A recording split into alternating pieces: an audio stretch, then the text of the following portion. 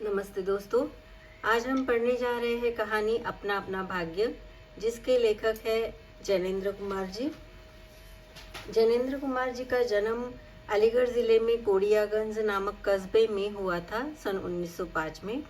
जैनेन्द्र की रचनाओं पर गांधीवादी प्रभाव था, इसलिए वे अहिंसावादी और दार्शनिक थे। इनका वास्तविक नाम आनंदीलाल था, पिता प्यारेलाल और माता का नाम आनंदी देवी था।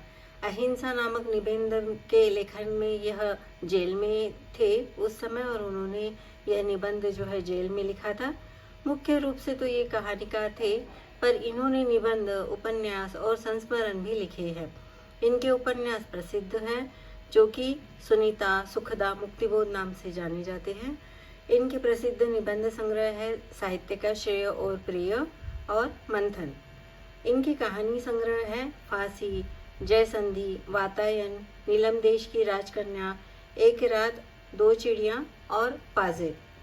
साथ साथ ही इनके संग्रह जो है वातायन 1931 में संग्रहित है। उसमें मुख्यतः है फोटोग्राफी, खेल, चोरी, अपना अपना भाग्य, दिल्ली में, अंधे का भेद, आतिथ्य, ब्याह, निर्मम, साधु की हट, चलित चित्र, तमाशा, भावी आदि। जैनेन्द्र कुमार जी के बारे में बताया जाए तो इन्होंने अपना अपना भाग्य के बारे में एक कोटेशन दिया है कि कहानी एक भूख है जो निरंतर समाधान पाने की कोशिश करती है। यह कोटेशन जैनेन्द्र जी द्वारा कहा गया है। इस कहानी का प्रतिपाद्य है मध्यम वर्ग की खोखली सहानुभूति और भाग्य की क्रूरता को चित्रित करती है एवं उसकी क्षुब्धता पर व्यंग करती है। यह कहानी सामाजिक भेदभाव, विषमता एवं पराधीनता को दिखाती है। इस कहानी में व्याप्त विषमता आर्थिक और सामाजिक दोनों स्तर पर है। शिक्षित वर्ग की स्वार्थपरता को उजागर करने वाली यह कहानी है।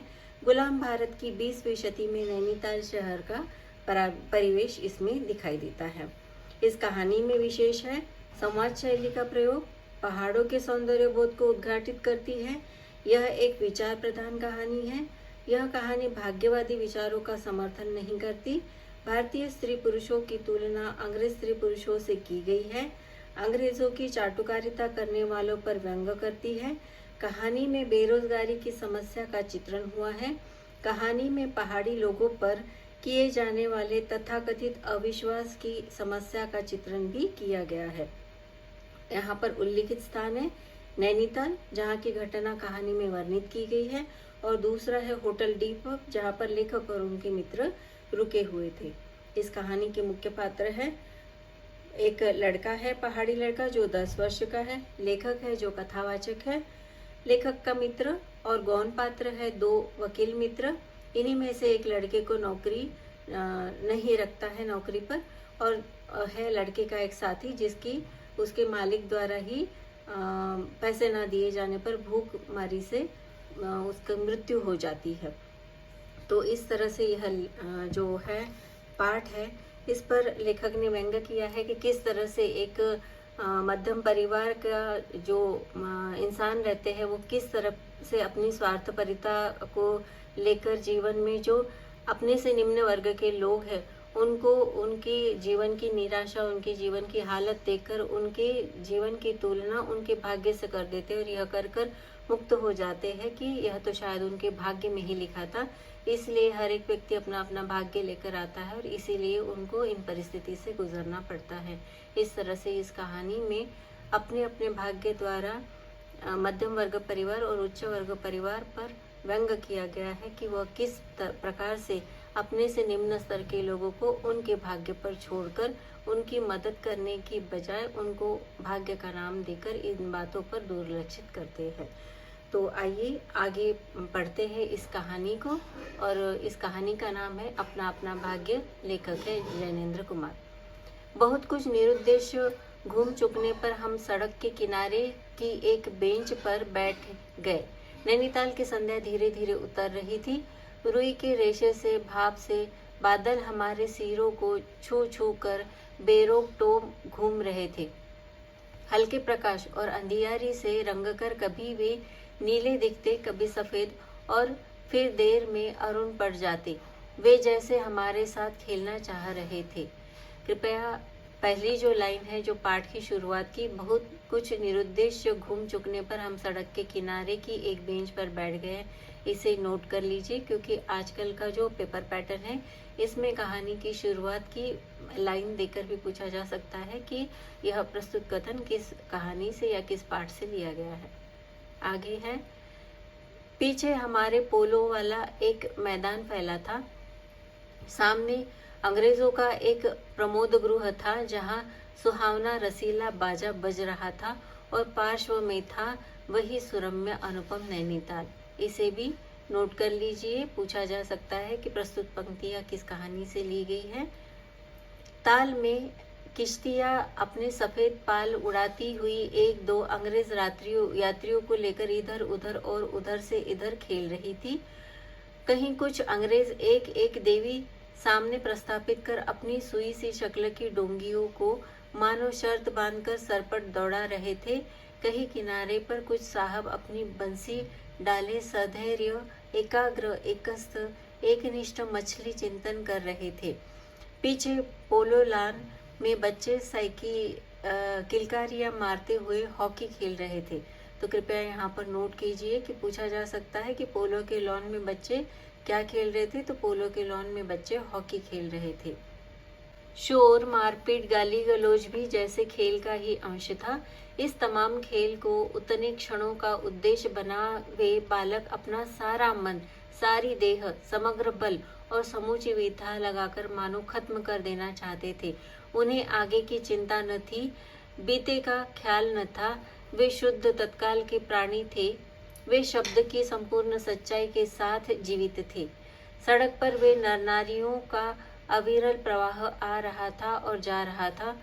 उनका न ओर था न छोर। यह प्रवाह कहाँ जा रहा था और कहाँ से आ रहा था, कौन बता सकता है।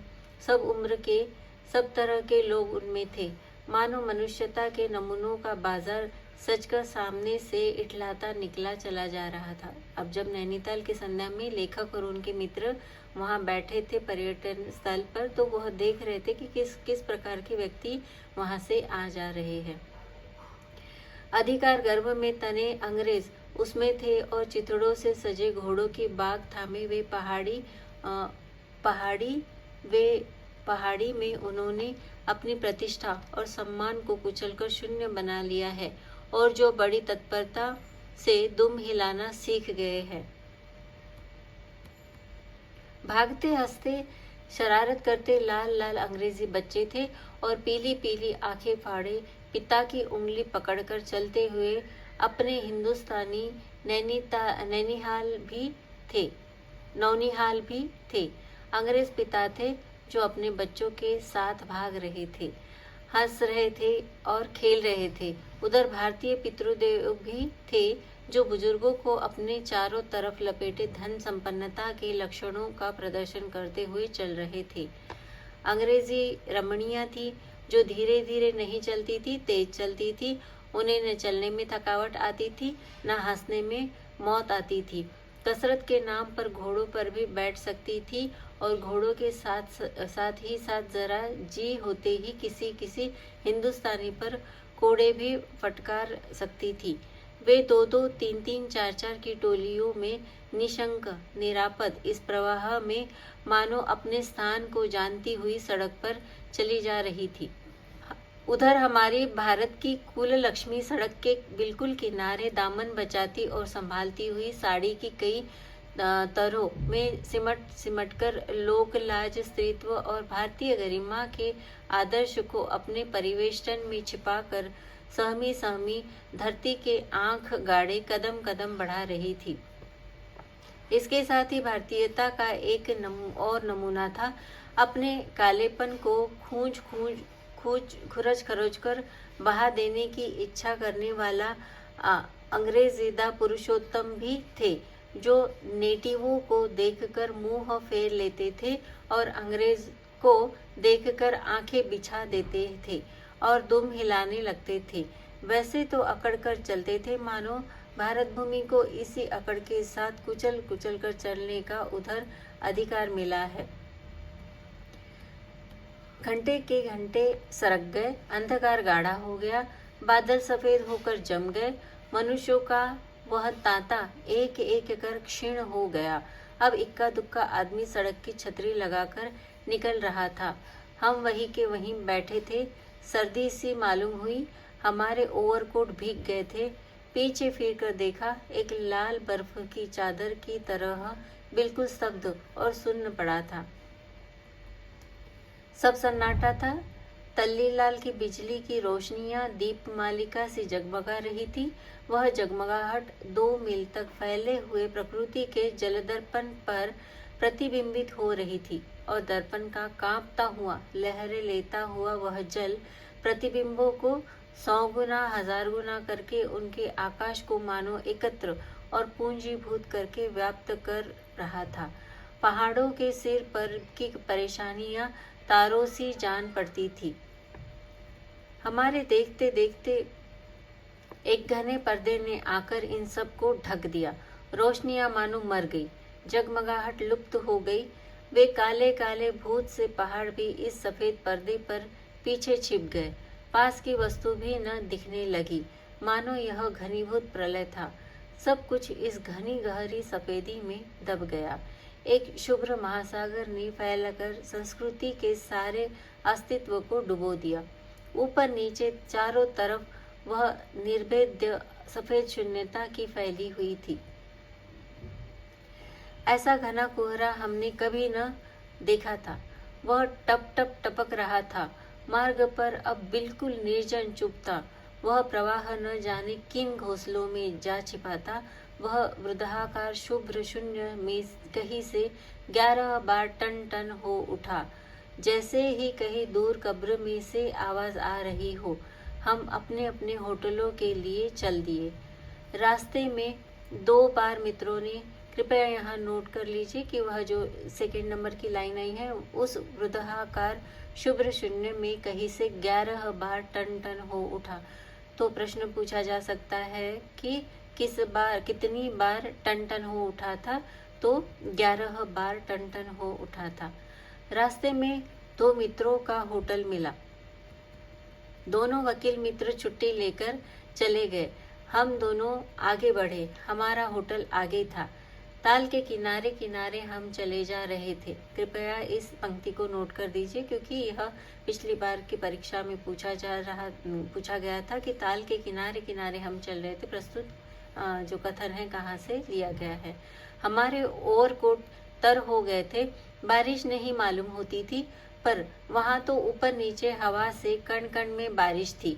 सर्दी इतनी थी कि सोचा कोट पर एक कंबल और होता तो अच्छा होता। रास्ते में ताल के बिल्कुल किनारे पर बेंच पड़ी थी। मैं जी में बेचैन हो रहा था। झटपट होटल पहुंचकर इन भीगे कपड़ों से छुट्टी पा गरम बिस्तर में छिपकर सोना चाहता था, पर साथ ही मित्रों की सनक कब उठेगी कब थमेगी इसका पता न था, और वह कैसी क्या होगी इसका भी कुछ अंदाज न था। उन्होंने कहा, आओ जरा यहाँ बैठो। हम उस चूते कोहरे में रात को ठीक 1 बजे तालाब के किनारे उस भीगी बर्फ से ठंडी हो रही लोहे की बेंच पर बैठ गए। कृपया यहाँ पर नोट कर लीजिए कि जब लेखक वहाँ कोहरे में बैठने गए तो क्या समय हो रहा था, रात के कितने बजे थे। तो यहाँ पर 1 बजे तालाब के किनारे उस भीगी बर्फ से ठंडी हो रही लोहे की बेंच पर बैठ गए। 5, 10, 15 मिनट हो गए। मित्र के उठने का इरादा न मालूम हुआ। मैंने खिसिया कर कहा, चलिए भी, अरे जरा बैठो भी। हाथ पकड़कर जरा बैठने के लिए जब इस जोर से बैठा लिया गया तो और चारा न रहा। लाचार बैठे रहना पड़ा। सनक से छुटकारा आसान न था, और यह जरा बैठना जरा न था, बहुत था। चुपचाप बैठे तंग हो रहा था, कुढ़ रहा था कि मित्र अचानक बोले, देखो वह क्या है। मैंने देखा, कोहरे की सफेदी में कुछ ही हाथ दूरी से एक काली सी सूरत हमारी तरफ बढ़ी आ रही थी। मैंने कहा, होगा कोई। इसे भी नोट कर लीजिए। पूछा जा सकता है कि यह पंक्तियां अवतरण किस कहानी से ली गई है। 3 गज की दूरी से दिख पड़ा एक लड़का सिर के बड़े बड़े बालों को खुजलाता चला आ रहा है। नंगे पैर है, नंगा सिर, एक मैली सी कमीज लटकाए पैर के उसके न जाने कहाँ पड़ रहे थे और वह न जाने कहाँ जा रहा है, कहाँ जाना चाहता है। उसके कदमों में जैसे कोई न अगला है, न पिछला है, न दाया है, न बाया है। पास की चुंगी का लालटेन से छोटे से प्रकाश वृत्त में देखा कोई 10 बरस का होगा। गोरे रंग का है पर मैले से काला पड़ गया है। कृपया इस बात को नोट कर ले कि लड़के की उम्र कितने वर्ष की है, तो यहाँ लड़के की वर्ष 10 बरस की है। आंखें बड़ी पर रुखी थी, माथा जैसे अभी से झुर्रियों खा गया है। वह हमें न देख पाया, वह जैसे कुछ भी नहीं देख रहा था, न नीचे की धरती, न ऊपर की चारों तरफ फैला हुआ कोहरा, न सामने का तालाब और न बाकी दुनिया। वह बस अपने विकट वर्तमान को देख रहा था। मित्र ने आवाज दी, ए। उसने जैसे जाग कर देखा और पास आ गया। तू कहाँ जा रहा है? उसने अपनी सूनी आंखें फाड़ दी। दुनिया सो गई, तू क्यों घूम रहा है? बालक मौन मुख, फिर भी बोलता हुआ चेहरा लेकर खड़ा रहा। कहाँ सोएगा? यहीं कहीं। कल कहाँ सोया था? दुकान पर। आज वहां क्यों नहीं? नौकरी से हटा दिया। क्या नौकरी थी? सब काम, 1 रुपया और झूठा खाना। इस कोटेशन को नोट कर लीजिए कि सब काम, 1 रुपया और झूठा खाना, यह किसके द्वारा बोला गया है यह कथन? तो उस लड़के द्वारा लेखक के मित्र को उत्तर दे दिया। फिर नौकरी करेगा? हाँ। बाहर चलेगा? हाँ। आज क्या खाना खाया? कुछ नहीं। अब खाना मिलेगा? नहीं मिलेगा। यूं ही सो जाएगा? हाँ। कहाँ? यही कहीं, इन्हीं कपड़ों में। बालक फिर आंखों से बोलकर मुख खड़ा रहा। आंखें मानो बोलती थी, यह भी कैसा मूर्ख प्रश्न। माँ बाप है? कहाँ? 15 कोस दूर गांव में। इस कोटेशन को नोट कर लीजिए कि जब पूछा गया कि माता पिता है कहाँ है, तो बालक ने जवाब दिया कि 15 कोस दूर गांव में। तू भाग आया? हाँ। क्यों? मेरे छोटे भाई बहन है, सो भाग आया। वहाँ काम नहीं, रोटी नहीं। तो पूछा जा सकता है कि लड़का क्यों भाग आया, तो उसके छोटे छोटे भाई बहन है और उसे वहाँ गांव में कोई काम नहीं मिल रहा था। बाप भूखा रहता था और मारता था, माँ भूखी रहती थी और रोती थी, सो भाग आया। एक साथी और था, उसी गांव का, मुझसे बड़ा था। दोनों साथ यहाँ आए। वह अब नहीं है। कहाँ गया? मर गया। मर गया? मर गया। हाँ, साहब ने मारा, मर गया। अच्छा, हमारे साथ चल। तो यहाँ पूछा जा सकता है कि लड़के के साथ में आए दोस्त की मृत्यु कैसे हो गई, तो यहाँ पर उसने उत्तर में कहा है कि साहब ने मारा, मर गया। तो आप इसे नोट कर लीजिए। वह साथ चल दिया। लौटकर हम वकील दोस्तों के होटल में पहुंचे। वकील साहब। वकील लोग होटल के ऊपर के कमरे से उतर कर आए। कश्मीरी दोशाला लपेटे थे, मोजे चढ़े, पैरों में चप्पल थी, स्वर में हल्की सी झुंझलाहट थी, कुछ लापरवाही थी। आहा, फिर आप कहिए, आपको नौकर की जरूरत थी ना? देखिए, यह लड़का है। कहाँ से ले आए? इसे आप जानते हैं? जानता हूँ। यह बेईमानी नहीं हो सकता, यह बेईमान नहीं हो सकता। अजी, ये पहाड़ी लड़के शैतान होते हैं। बच्चे बच्चे में गुल छिपे रहते हैं। आप भी क्या अजीब है? उठा लाए कहीं से। लो जी, यह नौकर लो। मानिए तो यह लड़का अच्छा निकलेगा। कृपया इस कोटेशन को नोट कर लीजिए कि मानिए तो यह लड़का अच्छा निकलेगा। पूछा जा सकता है कि यह किस कहानी से लिया गया है। आप भी? जी, बस खूब है। ऐरे गहरे को नौकर बना लिया जाए, अगले दिन वह न जाने क्या क्या लेकर चंपत हो जाए। इसे भी नोट कर लीजिए कि यह कोटेशन किसके द्वारा कहा गया है, तो ये लेखक के वकील मित्र द्वारा लेखक और उनके दोस्त को बोला गया है। आप मानते ही नहीं हैं, मैं क्या करूं? मानो क्या खाक? आप भी? जी, अच्छा मजाक करते हैं। अच्छा, अब हम सोने जाते हैं। और वे 4 रुपए रोज के किराए वाले कमरे में सजी मसहरी के पर सोने झटपट चले गए। तो यहाँ पर नोट कर लीजिए कि कमरे की कीमत कितनी थी। तो 4 रुपए वाले रोज किराया उस कमरे की कीमत थी। वकील साहब के चले जाने पर होटल के बाहर आकर मित्र ने अपनी जेब में हाथ डालकर कुछ टटोला, पर झटकुछ निराश भाव से हाथ बाहर कर मेरी ओर देखने लगे। क्या है? इसे खाने के लिए कुछ देना चाहता था, अंग्रेजी में मित्र ने कहा, मगर 10-10 के नोट है। इसे भी नोट कर लीजिए कि लेखक के पास कितने पैसे थे, लेखक के मित्र के पास कितने पैसे थे। तो उनके पास 10-10 के ही नोट थे। नोट ही शायद मेरे पास है, देखो। सचमुच मेरे पॉकेट में भी नोट ही थे। हम फिर अंग्रेजी में बोलने लगे। लड़के के दांत बीच बीच में कटकटा रहे थे, कड़ाके की सर्दी थी। मित्र ने पूछा तब। मैंने कहा, 10 का नोट ही दे दो। सब कपाकर मित्र मेरा मुंह देखने लगे। अरे यार, बजट बिगड़ जाएगा। हृदय में जितनी दया है, पास में उतने पैसे तो नहीं है। यह सबसे इम्पोर्टेंट कोटेशन है। यह पिछले साल के 2025 में यह प्रश्न पूछा गया था कि यह पंक्ति किस कहानी से ली गई है। तो आप इसे नोट कर लीजिए कि हृदय में जितनी दया है, पास में उतने पैसे तो नहीं है। तो जाने दो, यह दया ही इस जमाने में बहुत है, मैंने कहा। मित्र चुप रहे, जैसे कुछ सोचते रहे। फिर लड़के से बोले, अब आज तो कुछ नहीं हो सकता, कल मिलना। अब वह होटल डी पब जानता है, वही कल 10 बजे मिलेगा। तो यहाँ पर कृपया नोट कर लीजिए कि जहाँ पर लेखक और उनके मित्र रुके हुए थे, उस होटल का नाम था होटल डी पब। और उन्होंने उस लड़के को दूसरे दिन के सुबह के 10 बजे आने के लिए कहा था। हाँ, कुछ काम देंगे हुजूर? हाँ, ढूंढ दूंगा। तो जाऊं? हाँ। ठंडी सांस खींचकर मित्र ने कहा, कहाँ सोएगा? यहीं कहीं बेंच पर, पेड़ के नीचे किसी दुकान की भट्टी में। तो लड़के ने जवाब दिया कि वह कहाँ सोएगा? तो यहीं कहीं बेंच पर या फिर पेड़ के नीचे किसी दुकान की भट्टी में। इसे भी नोट कर लीजिए। बालक फिर उसी प्रेत गति से एक और बढ़ा और कुहरे में मिल गया। हम भी होटल की ओर बढ़े। तवा तीखी थी, हवा तीखी थी। हमारे कोटों में पार कर बदन में तीर सी लगती थी।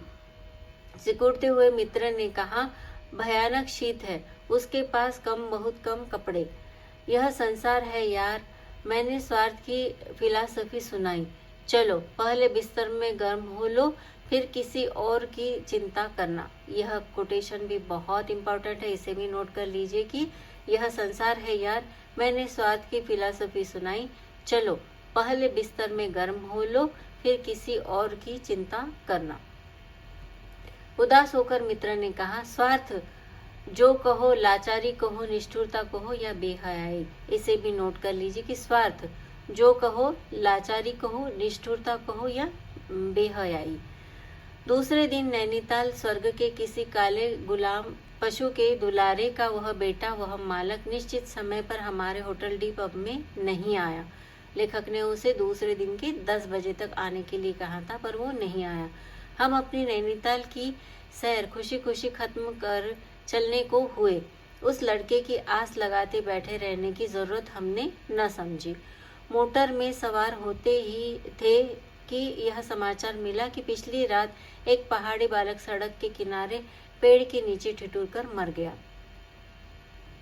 मरने के लिए उसे वही जगह, वही 10 बरस की उम्र और वही काले चितड़ों की कमीज मिली।